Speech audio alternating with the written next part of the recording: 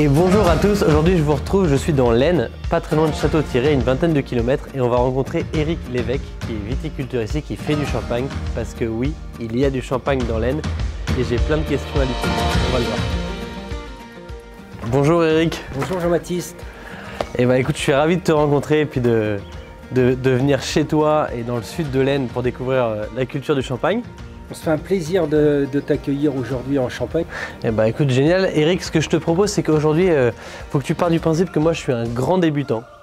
Et donc, on va partir de la base, c'est-à-dire l'exploitation de la vigne, du raisin. Et après, jusqu'à arriver au champagne que j'espère déguster en fin d'après-midi. Et est-ce que, là, je vois qu'on est devant cette carte qui a l'air de très bien expliquer les différents espaces du champagne. Est-ce que tu peux m'en parler un peu avant qu'on parte dans les vignes? Bien sûr. Alors la Champagne, c'est un terroir. Nous sommes situés à juste 100 km de Paris. Et la Champagne, c'est 33 000 hectares. 33 000 hectares. Alors, on a cette chance, c'est que nous ne représentons un seul et unique produit qui est le champagne. Mais malgré tout, il y a des différences au niveau des terroirs. La Champagne est divisée en 4 grandes régions et il y a 3 raisins qui servent pour le process. Et nous, notre exploitation se trouve à Barzy-sur-Marne, dans le sud de l'Aisne, entre Château-Thierry et Épernay. 10% du vignoble champenois se trouve dans l'Aisne. Ça, c'est une très très bonne information. Je ne sais pas si vous la notez bien, mais 10% du vignoble champenois se trouve dans l'Aisne. Et le reste, c'est dans quel département alors? La Marne, une partie dans l'Aube, en dessous de Troyes, 2 communes en Haute-Marne et 3 communes en Seine-et-Marne. La région Hauts-de-France est une région viticole. Et c'est justement pour ça que je suis là aujourd'hui, c'est parce que l'Aisne, a priori, moi quand je connaissais l'Aisne, d'ailleurs j'ai découvert l'Aisne par le maroilles et par les églises fortifiées, mais j'aurais pas dit qu'il y avait du champagne. Donc c'est un peu le but, c'est de découvrir cette exploitation ici. En fait, toutes les vignes en Champagne sont exposées sur des coteaux pour bénéficier au maximum de l'ensoleillement. Et 3 cépages qui dominent en Champagne, qui sont le Pinot Meunier, le Pinot Noir et le Chardonnay. Je pense que ce sera surtout l'occasion de reparler de ces vignes une fois qu'on sera dans les vignes. Ouais. Et ce que je te propose, c'est que... Enfin, ce que je te propose, je crois que c'est plutôt toi qui me l'as proposé, mais c'est que tu as un très joli véhicule qui va nous permettre de découvrir... Voilà, exactement, un véhicule insolite. Bon, faut que je te fasse une confidence qui n'est pas une vraie confidence, Éric, c'est que j'adore les combis Volkswagen. C'est vrai? Ah ouais. Je rêve d'en avoir un, et en plus un aussi beau, je crois que c'est rare. Ah, ça n'a pas été simple à trouver, mais bon, voilà. On était parti sur une estafette et puis en fait on s'est rendu compte que, cherche pas la ceinture, il n'y a pas de ceinture. Il n'y a pas de ceinture, j'étais en train de tourner.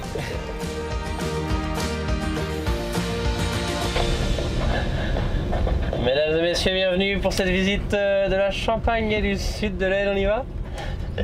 Donc on va partir sur les coteaux. C'est excellent ça. J'ai l'impression d'être pilote d'avion.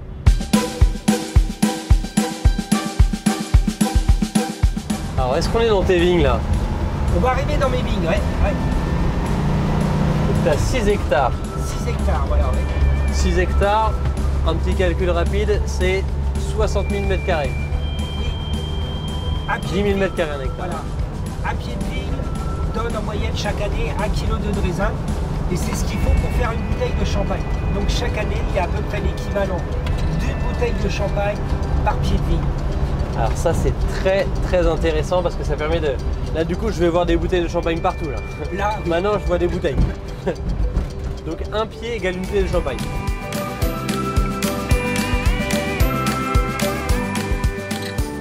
Alors Éric, explique-moi un peu où est-ce que tu m'as emmené là, parce qu'on est dans une sorte de cabane. Voilà. Nous sommes au lieu dit Le Beauregard, avec une vue imprenable sur la vallée de la Marne. Et on comprend pourquoi, le Beauregard. Le Beauregard. Ici nous sommes dans une loge. Les loges en Champagne sont apparues dès le XVIe siècle jusqu'à la fin du XIXe siècle.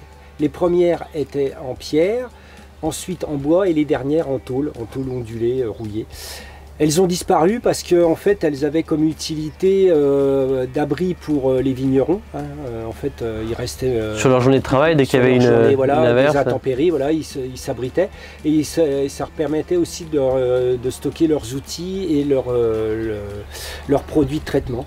Aujourd'hui, elles ont disparu. Nous en avons reconstitué une qui a d'autres fins au niveau touristique. D'autres soifs plutôt. D'autres soifs et aussi pour les randonneurs.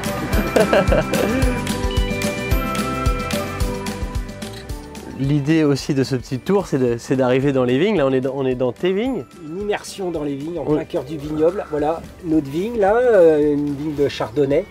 On a planté ici du chardonnay parce que le chardonnay dans notre région, ça demande à être exposé au maximum. Donc plus la pente est forte, meilleure est l'exposition au soleil. Donc là, c'est des coteaux tout ça. Tout ça, c'est pour ça qu'en fait, la Champagne, en fait, c'est implanté dans les coteaux pour bénéficier au maximum de l'ensoleillement. Hein. Là-bas, c'est des vignes ou pas tout ce qu'on voit là? Tout ça, ce sont des vignes. Ça, c'est des coteaux. C'est des coteaux.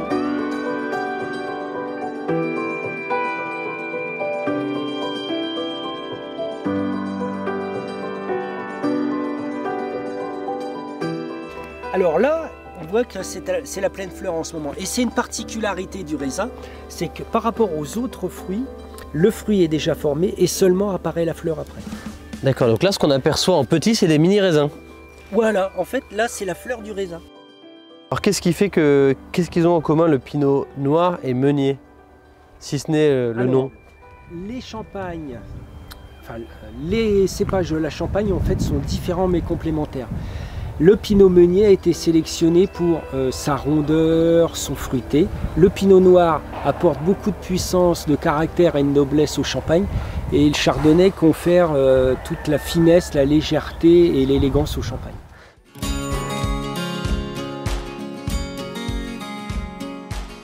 Alors je te propose, Jean-Baptiste, parce que ça fait un moment qu'on parle du champagne, on parle de la région, de la géologie, du process, mais on n'a pas parlé du produit en lui-même. Et là, je te propose une petite dégustation. Eh ben, écoute, il est très bon. Donc tu me disais que là, ce qui fait qu'on a beaucoup de pinot meunier. Donc on est, a priori, ça pourrait être sur du fruité, mais en fait, comme l'exposition est un peu moins bonne, enfin moins d'ensoleillement dans l'année, en fait, les racines vont descendre plus profondément et ça donne des vins qui sont plus puissants, plus de caractère et plus de longueur en bouche. Et il y a une unité de mesure de longueur en bouche. Comment on fait? C'est un nombre de secondes? C'est en secondes, exactement. C'est vrai? Ouais, c'est en secondes et ça a un nom. Ça s'appelle les Caudalie. Les Caudalie, ok. Les Caudalie. Toi, tu connais? Ouais. Là, il y a un Caudalie, comment on dit, un nombre Caudalie.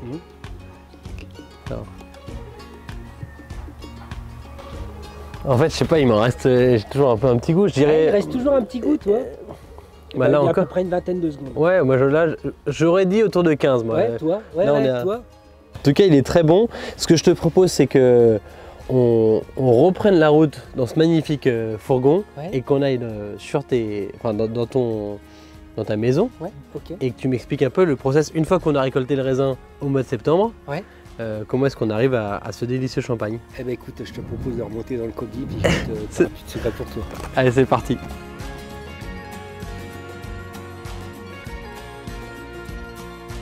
Bon Eric, on a quitté la vigne, on a quitté le raisin qui est récolté en septembre. J'imagine qu'avant d'arriver à ça, il y a des étapes. Qu'est-ce qui se passe en fait? Comment est-ce qu'on fait le champagne? Voilà, alors il faut savoir qu'en Champagne, 50% des viticulteurs sont en coopérative et 50% sont manipulants. Ils font une partie du process chez eux ou en coopérative ou tout en coopérative. Nous, pour notre part, nos raisins sont écrasés dans une coopérative qui nous fait le tirage en bouteille et qui nous le met à ce stade, c'est-à-dire sur latte, avec les levures de fermentation et le sucre et les capsules provisoires. Et là, c'est nous qui chargeons de tourner les bouteilles pour amener ce dépôt, les restes de levure, dans le col des bouteilles. Les levures vont servir à faire la prise de mousse, c'est-à-dire l'effervescence. D'accord. Et donc toi, une fois que ça arrive là, c'est déjà dans cette cage ou? Ah non, c'est nous qui les transférons de caisse palette bois à caisse palette gyropalette, remueur, et c'est la machine qui va charger de remuer les bouteilles comme on le faisait auparavant manuellement sur ce qu'on appelle les pupitres. Ah bah on se sabre la bouteille là, bah oui, on est comme ça nous. Faut savoir que sabrer c'est une origine militaire quand même. Hein. Bah ouais. Tout le monde n'avait pas un sabre sur soi.